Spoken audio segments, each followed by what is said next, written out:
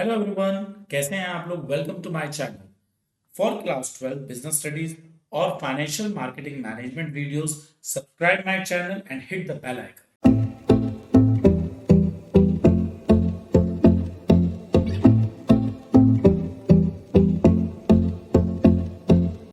आज हम लोग क्लास 12 के फाइनेंशियल मार्केट मैनेजमेंट की बुक 2 के यूनिट नंबर 4 और 5 को कंप्लीट करने जा रहे हैं। बहुत ही आसान यूनिट है और ये बहुत इजीली आपको समझ में आएंगे। So let's begin the lecture. Unit 4, entrepreneurs skill. Who are entrepreneur? Entrepreneurs are people who start their own business. जो भी लोग अपना खुद का बिजनेस शुरू करते हैं उनको हम लोग एंटरप्रेन्योर कहते हैं। एक्चुअली ये फर्स्ट जनरेशन बिजनेसमैन होते हैं, मतलब इनका पीछे से कोई बिजनेस से लेना देना नहीं होता, परिवार में किसी ने बिजनेस भी नहीं किया होता। ये फर्स्ट जनरेशन होते हैं जो बिजनेस में आते हैं। They take risk to make their money by creating new product. ये कहीं ना कहीं रिस्क लेते हैं नए नए प्रोडक्ट को क्रिएट करके और सर्विसेज को प्रोवाइड करके।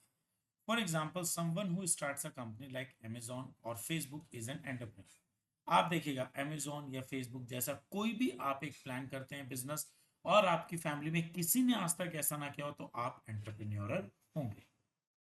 Are different from businessman. देखिएगा, एंटरप्रेन्योर और बिजनेसमैन में क्या फर्क होता है। बिजनेसमैन अपने पेरेंटल बिजनेस को आगे कंटिन्यू करता है और एंटरप्रेन्योर फर्स्ट जनरेशन बिजनेसमैन।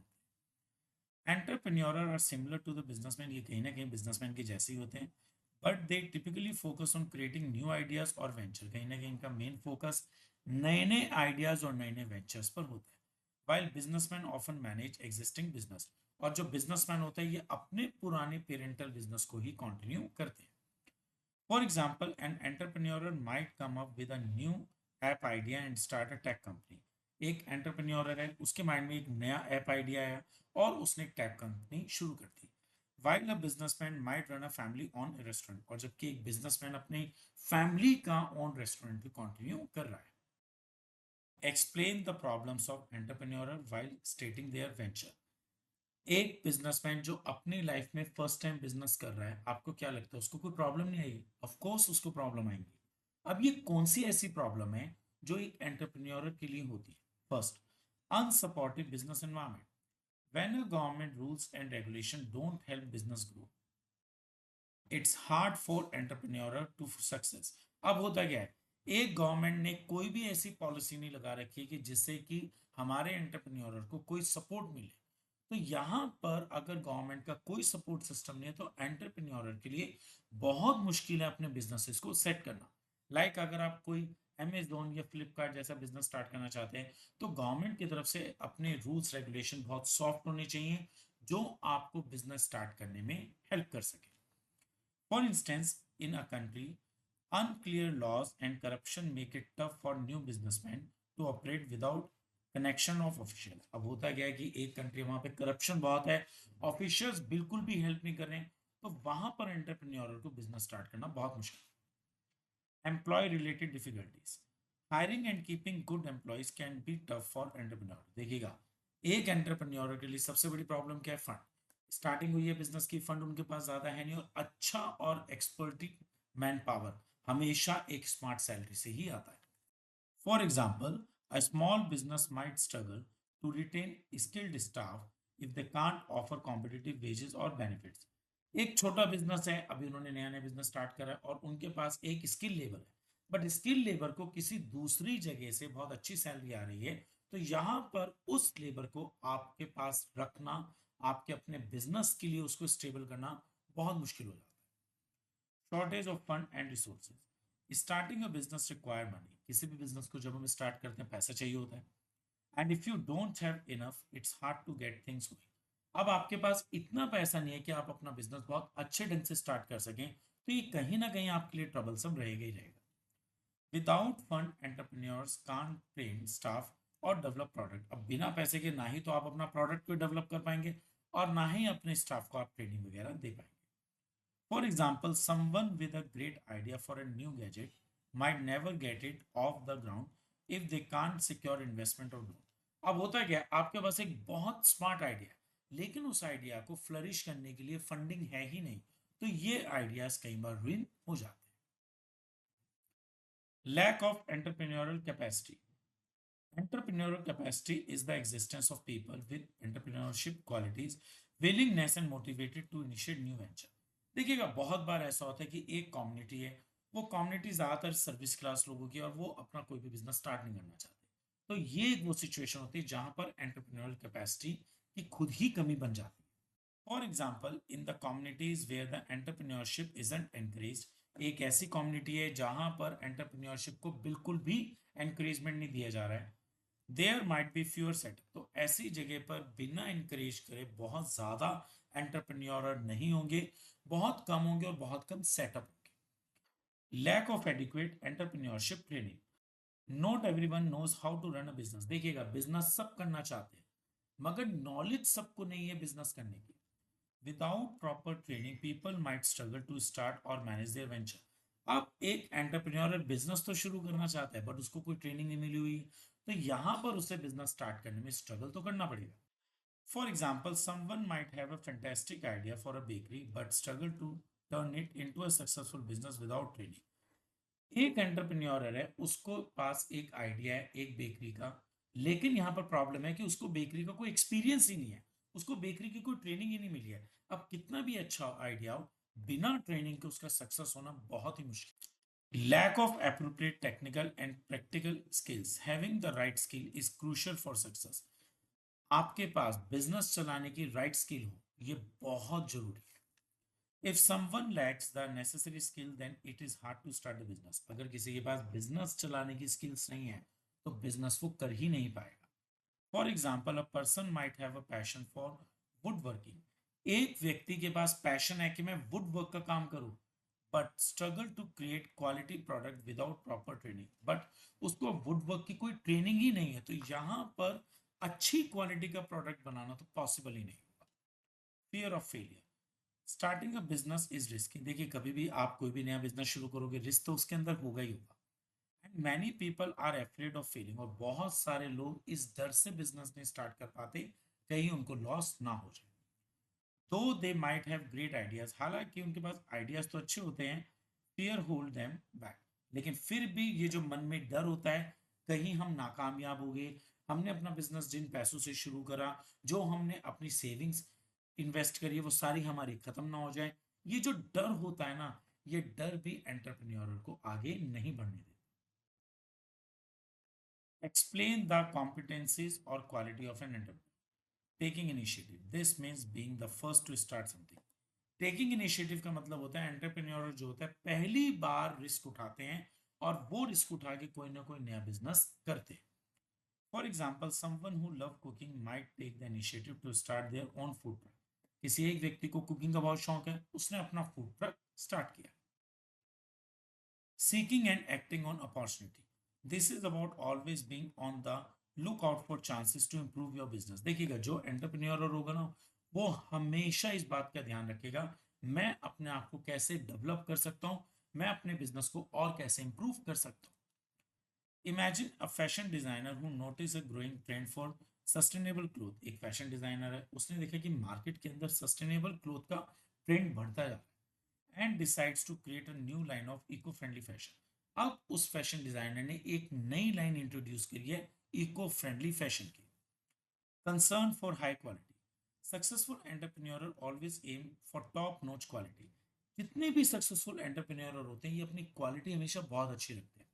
आप अपनी सिटी की कोई भी एक एंटरप्रेन्योर को देखिएगा, चाहे वो क्लोथ का बिजनेस कर रहा है, स्वीट्स का बिजनेस कर रहा है, क्वालिटी तो उनकी हमेशा अच्छी होगी।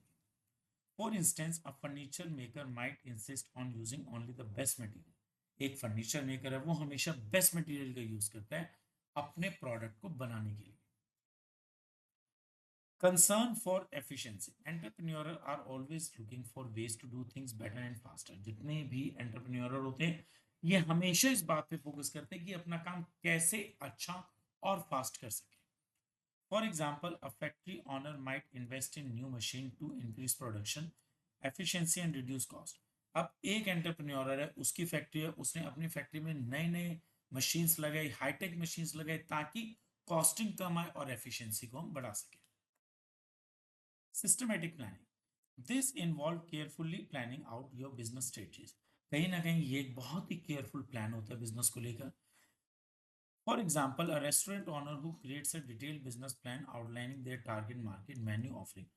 एक एंटरप्रेन्योर ने रेस्टोरेंट खोला, उसने एक बहुत अच्छी प्लानिंग करी अपने मेन्यू में, और उसके मेन्यू से जो उसके टारगेट कस्टमर्स हैं वो सारे अट्रैक्ट हुए। Problem solving, entrepreneurs are skilled at finding solution to challenges. अब देखिएगा, बिजनेस जब आप कर रहे हैं आपको चैलेंजेस तो आएंगे, स्ट्रगल तो करना होगा, लेकिन एंटरप्रेन्योर में ये क्वालिटी होती है कि वो इन प्रॉब्लम्स को बहुत इजीली सॉल्व कर सकते हैं। अब एक सॉफ्टवेयर डेवलपर है, उसके सॉफ्टवेयर में कोई प्रॉब्लम आई है, अब वो घबराएगा नहीं, वो इसको हमेशा सॉल्व करने की कोशिश करेगा। Self confidence, this is about believing in your self. Self confidence क्या है? अपने खुद पर विश्वास करना, that is self confidence. And aspiring fashion designer confidently showcase there unique design. अब एक फैशन डिजाइनर है, उसको अपने पे कॉन्फिडेंस है कि जो भी उसने डिजाइन बनाए हैं वो यूनिक है, और वो इस कॉन्फिडेंस से अपने डिजाइन को पब्लिश करता है, लोगों को दिखाता है। Explain the benefit of an entrepreneur, एक एंटरप्रेन्योर होने के क्या क्या बेनिफिट है। First, turning ideas into action. You can make your ideas happen by taking step to bring them life. एक आप एंटरप्रेन्योर हैं, आपके दिमाग में कोई आइडियाज हैं, आप इन आइडियाज को रियल वर्ल्ड में कन्वर्ट कर सकते हैं। For example, if you have an idea for a new app, you can start your research and learning how to develop it. आपके माइंड में एक आइडिया है एक नई ऐप को लेके, चाहे वो फूड लाइन से हो या क्लोथिंग लाइन से हो। अब आप क्या करेंगे, उसको लेके सर्च करेंगे कि आप उस ऐप को कैसे डेवलप कर सकते हैं। Understanding customer need, knowing what problem your product or service is solving, then you create something people actually want। आपने देखा आपके प्रोडक्ट में कुछ प्रॉब्लम्स हैं, और कस्टमर्स उस प्रॉब्लम की वजह से सफर कर रहे हैं, आपने उस प्रॉब्लम को सॉर्ट आउट करा और कस्टमर्स की डिमांड को पूरा किया। Customer interaction, talking to your customer and getting their feedback help us improving your product और सर्विसेज। देखिएगा आज के डेट में बड़ी बड़ी कंपनीज क्या कर रही है, आप उनसे प्रोडक्ट लो, वो एक फीडबैक फॉर्म आपको भेजेंगे या एक कॉल आपके पास आएगी कि आप फीडबैक दीजिएगा। कहीं ना कहीं एंटरप्रेन्योर कस्टमर्स के साथ कम्युनिकेट करके एक अच्छी रिलेशंस मेंटेन करता है। For example, if you run a restaurant, you might ask customer for their opinion on new menu।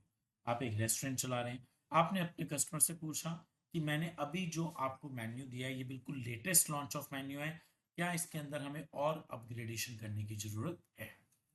Team building, building a motivated team and skill team help you to achieve your business goal. Entrepreneur की सबसे बड़ी quality ये है कि वो अपनी एक नई टीम बिल्डअप करते हैं ताकि ऑर्गेनाइजेशन के टारगेट को पूरा कर सके। Persistence and motivated. Staying motivated help you overcome challenges and keep moving forward। अगर एंटरप्रेन्योर मोटिवेटेड होगा तो आने वाले चैलेंजेस को वो ओवरकम कर सकता है। For example, if your business faces setback like a supplier delay supply, you are motivated, you can help you find out the alternative. आपके बिजनेस में एक सप्लायर है, वो आपको सप्लाई बहुत लेट दे रहा है, अब ये नहीं कि आप घबरा जाएंगे, आप क्या करेंगे, इसका कोई ना कोई सोल्यूशन निकालेंगे। Risk taking, entrepreneur take enough risk but it is a calculated risk. देखिएगा जितने भी एंटरप्रेन्योर होते हैं ये हमेशा रिस्क लेते हैं, लेकिन ये ब्लाइंड नहीं लेते, बट कैलकुलेटिव रिस्क होता है।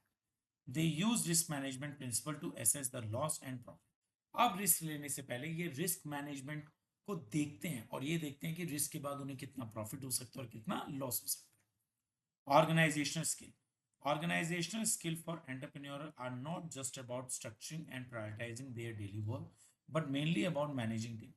देखिएगा, एक एंटरप्रेन्योर हमेशा इस बात पे फोकस करते हैं कि जो डेली टास्क है वो तो होगा ही होगा, बट इसके अलावा इंपॉर्टेंट है टीम को मैनेज करना, सेटिंग टारगेट को सेट करना और इनको पूरा करना, continuously reviewing and leading the motivating the people, और लोगों को मोटिवेट करते रहना ताकि टारगेट पूरा हो सके। Now unit 5, green skills. देखिएगा इस यूनिट के अंदर हम कहीं ना कहीं एनवायरमेंट फ्रेंडली मेथड क्या होने चाहिए प्रोडक्शन के, और हम सस्टेनेबल डेवलपमेंट इन टॉपिक को कवर करेंगे।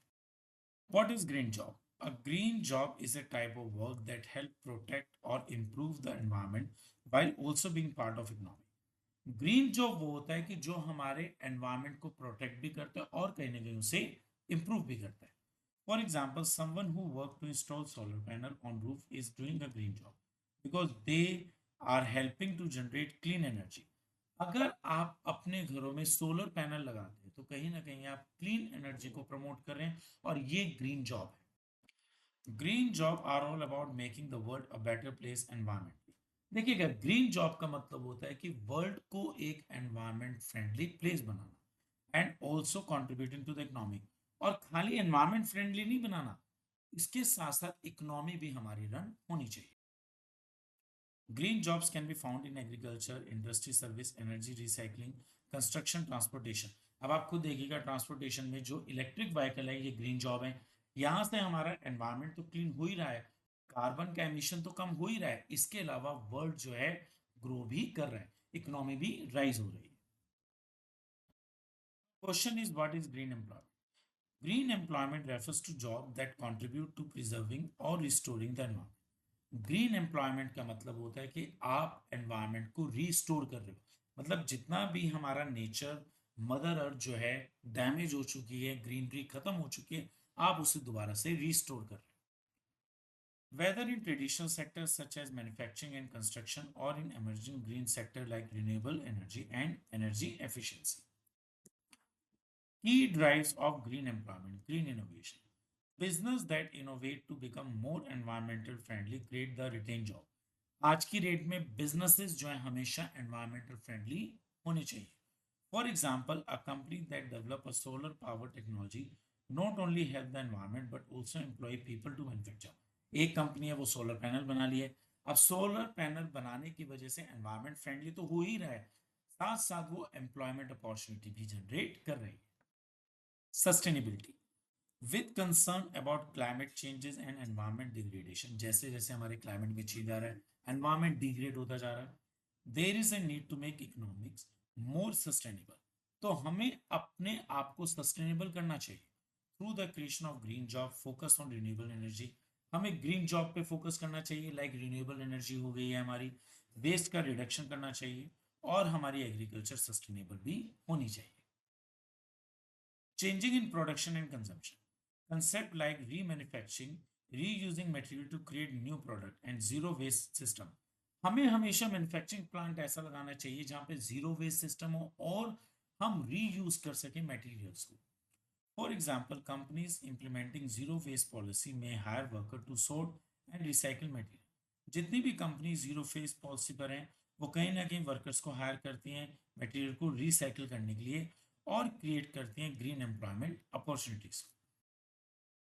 Redefining job roles and economics transit to the greener practice. देखिएगा, रीडिफाइनिंग जॉब रोल्स का मतलब क्या हो गया, हमारे जो ट्रेडिशनल मेथड हैं किसी भी चीज को बनाने के, हम उसकी जगह नए मेथड्स के यूज करें जो इको फ्रेंडली, एनवायरमेंट फ्रेंडली होनी चाहिए। Explain different type of green job. देखिएगा, हम ग्रीन जॉब कितने तरीके से कर सकते हैं, मतलब हम अपने एनवायरमेंट को कितने मेथड से प्रोटेक्ट कर सकते हैं।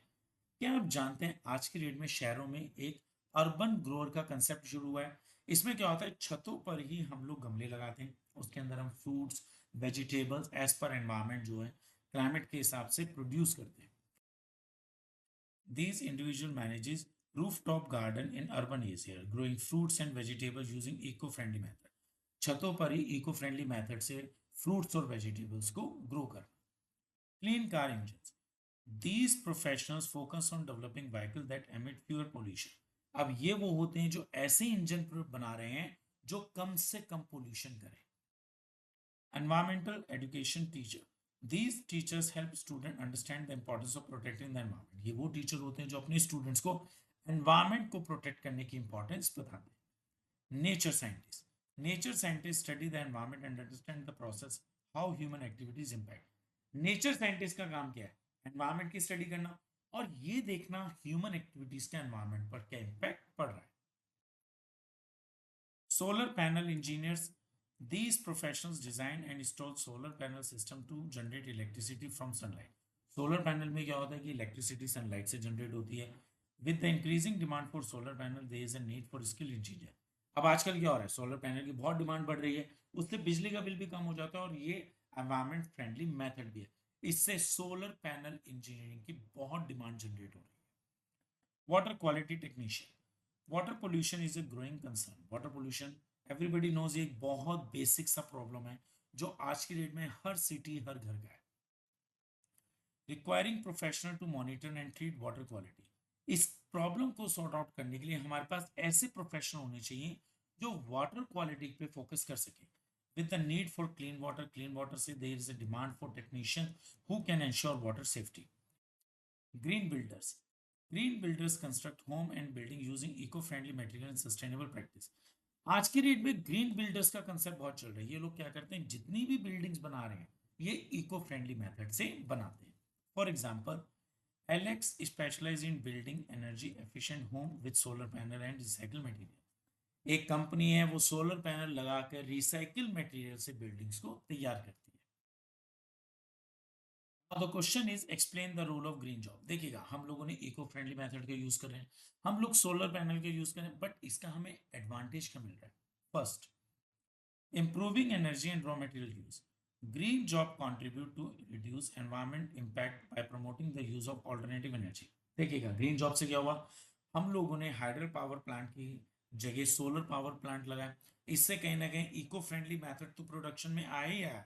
इसके अलावा हमारा एक्सप्लॉयटेशन और रिसोर्सेज के अंदर जो प्रॉब्लम्स थी, उनका एक्सप्लॉयटेशन था नेचर का, वो सब चीजें खत्म हुई। Limitation green house gases emission.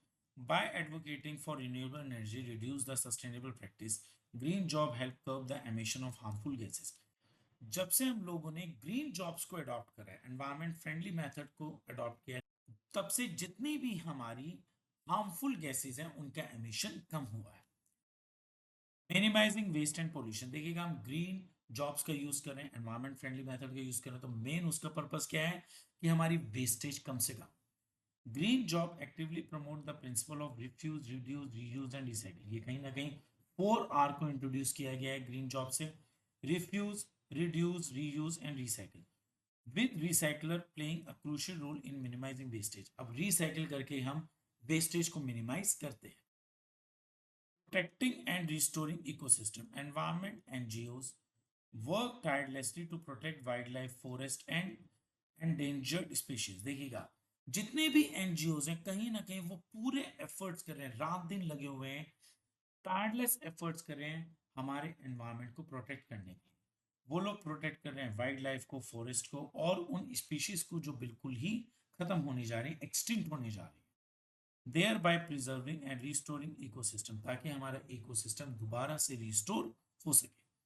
Supporting adaptation to climate changes. Nature scientist provide valuable insight and information about environment changes. जितने भी हमारे नेचर साइंटिस्ट हैं, ये हमारे नेचर में होने वाले चेंजेस, एनवायरमेंट में होने वाले चेंजेस के बारे में इंफॉर्म करते हैं। Communicate to prepare for and adopt to effect the climate changes, और हम इस चेंजिंग एनवायरमेंट को कैसे अडॉप्ट कर सकते हैं, ये सब हमें नेचर साइंटिस्ट एक्सप्लेन करते हैं। In summary, green jobs play a vital role in safeguarding our homes and toxin, promoting environment sustainable. जितनी भी हमारी ग्रीन जॉब्स हैं वो हमारे घरों को प्रोटेक्ट करते हैं टॉक्सिनेशन से, एनवायरमेंट की सस्टेनेबिलिटी को प्रमोट कर रहे हैं, and mitigating the adverse effect of climate changes, और क्लाइमेट में आने वाले चेंजेस के इफेक्ट को भी ये कम कर रहे हैं। तो फाइनली हमारा यूनिट 5 भी यहाँ पर खत्म हो जाता है और हमारी बुक 2 यहाँ पर फिनिश हो जाती है। आप इन वीडियोस को देखिएगा, स्क्रीनशॉट लीजिएगा, नोट्स बनाइएगा और अपने एग्जाम में एक्सपेक्टेड मार्क्स को लेकर आइएगा। Thank you. As I always says, पढ़ाई कभी भी मुश्किल नहीं होती, सिर्फ उसे आसान बनाना पड़ता है। आप स्क्रीनशॉट लीजिएगा, रेगुलर इनको रिवाइज करिएगा, पढ़ाई बहुत आसान हो जाएगी। Thank you.